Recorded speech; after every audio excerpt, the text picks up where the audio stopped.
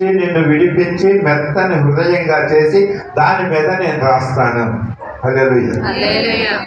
కనుక ఆ రాతి గుండెని తీసేసి మాంసపు గుండెని ఇచ్చి వారికి ఏక మనస్సు కలుగచేసి వారి యందు నూతన ఆత్మ పుట్టింతును. ఎన్ని చేస్తున్నాడంటే అది ఇన్ని పరిస్థితులు మనకు చేస్తున్నాడు. ఒకటి, రాతి హృదయాన్ని తీసేస్తున్నాడు.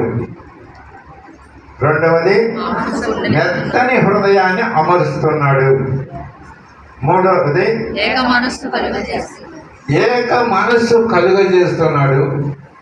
ఆ మీదట నూతన ఆత్మను పుట్టిస్తున్నాడు.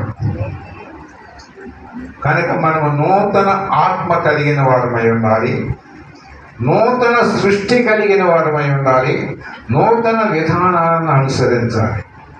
ఇప్పటిదాకా అనుసరించిన కఠినమైన పరిస్థితులను బట్టి, కఠినమైన జీవితాన్ని బట్టి, దేవునికి లోబడకుండా జీవిత విధానాన్ని బట్టి మనము మరణానికి వెళ్ళిపోతున్నాం.